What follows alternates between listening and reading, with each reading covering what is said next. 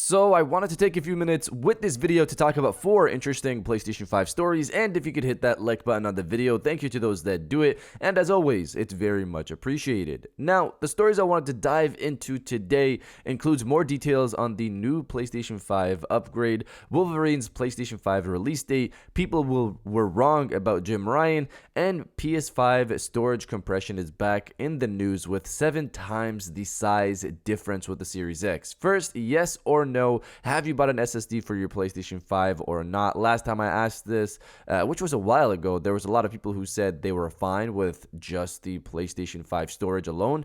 I'm wondering if that's changed since then. I personally have expanded my PlayStation 5 storage, as you guys know, but of course, that's just me. What about you guys? So comment below, yes or no, if you've bought a PlayStation 5 SSD expansion or not. Let me know down in the comments below. Now, diving into the first story of the video, 7 times saved storage. So one of the highlights when it comes to the PlayStation 5, as we all know, is the Kraken compression. This allows the PlayStation 5 to have very compressed data and also, of course, be able to decompress that information fast when it comes to playing a game. What this does is saves people a lot of storage space on the console. There have been times where I've seen it taken advantage of really well, and here's another example. Recently, website Valve posted up the storage size needed for the next Assassin's Creed update. They stated this: Assassin's Creed Valhalla update releases today, September 27th. It is a free update bringing new content to all players who own the base game. The patch varies in size and is going live for all supported platforms at the same time. So here's the size information for each platform. Xbox Series XS 11.9 gigabytes, Xbox One 10.6 gigabytes, PlayStation 5 1.6 gigabytes, PlayStation 4 8.6 gigabytes, and PC 9.12 gigabytes. The Series X update is the largest one here with 11.9 gigabytes, while the PlayStation 5 is the smallest one with 1.6 gigabytes. Compared to the Series X, it's almost a 7.5 times difference between the two, which is still crazy to see. I saw some worried that the PlayStation 5 version or update was missing content because of its size, but nope, it's because of the Kraken compression. 2 years later, and the benefits are still clear thanks to that compression tech. Now, diving into the second story of the video, Wolverine PlayStation 5 release date. So Wolverine was first announced last year at the PlayStation Showcase, which I'm still waiting for it to happen this year. Sony, you got to give us a showcase this year.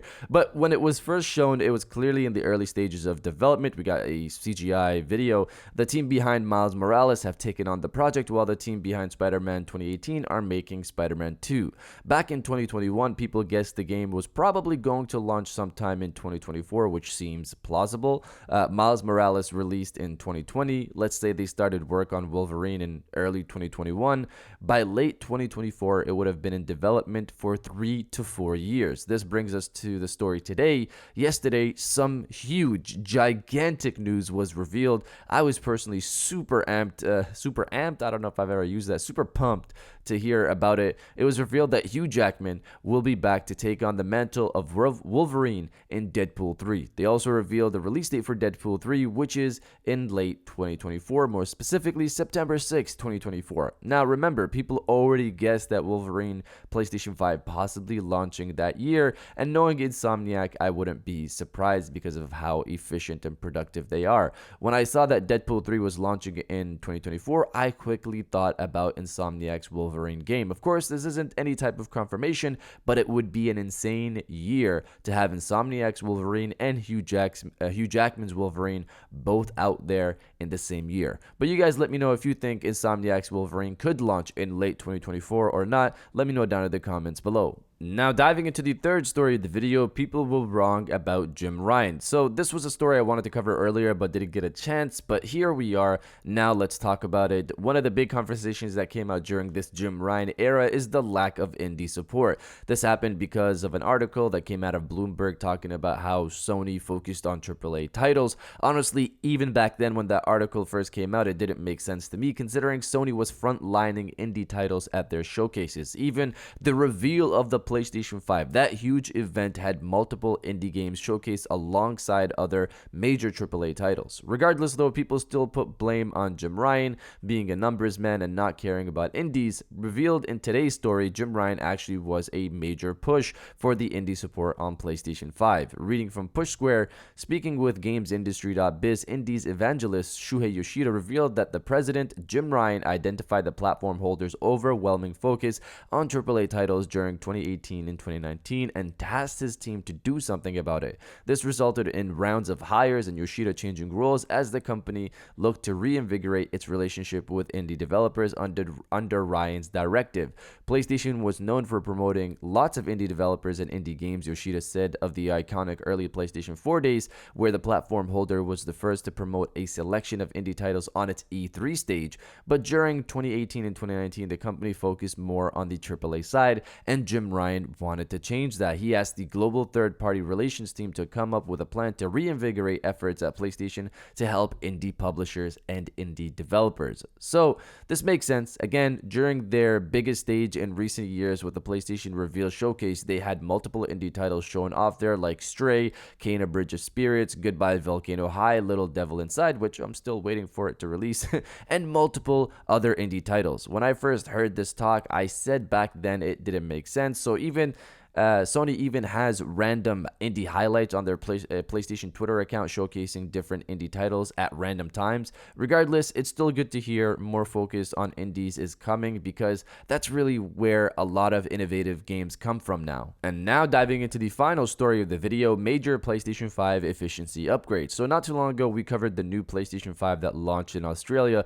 This new model brought with it multiple improvements. The new model CFI 1200 PS5 was much lighter than the previous PlayStation 5 models, where the PlayStation 5 disc version of the new PlayStation 5 was as light as the digital version of the launch PlayStation 5. Major revisions were done internally. The motherboard was smaller, the heatsink was smaller, and one of the biggest features was its power efficiency. The new PlayStation 5 was more power efficient, consuming less power than the older PlayStation 5. Austin Evans, the person who first got a handle on these new PlayStation 5s, revealed that the new PS5 was drawing only 201 watts compared to last year's model, which was drawing 229 watts, and the year before, which was 218 watts. Usually when you have power efficiency like this, it's due to a new chip, which brings us to today's story. Website Angstronomics, hopefully I said that right, confirms that the new PlayStation 5s are indeed using the 6nm chips instead of the 7nm chips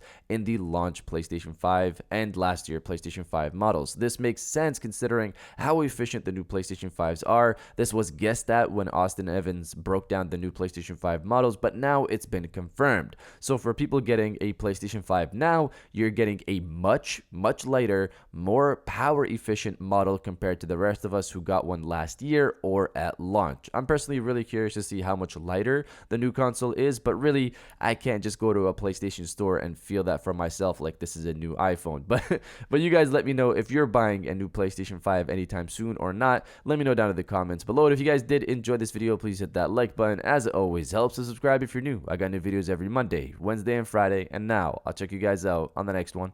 And welcome back to the after show. This is the part of the video where we have a little fun down in the comments below. If you're old, welcome back. If you're new, welcome. For today's thing, what I want you guys to do is to body, obliterate, destroy, and overall harass the comment section with the power efficient monster. Obviously in reference to the new PlayStation 5 models that are more power efficient now and at the same time still release amazingly gorgeous titles. So if you're excited about the new PlayStation 5s or just love your PlayStation 5 in general, destroy the comment section with the power efficient monster, and I'll definitely heart those comments like I always do because I appreciate everybody who stays to the end of my videos. And now I'll check you guys out on the next one.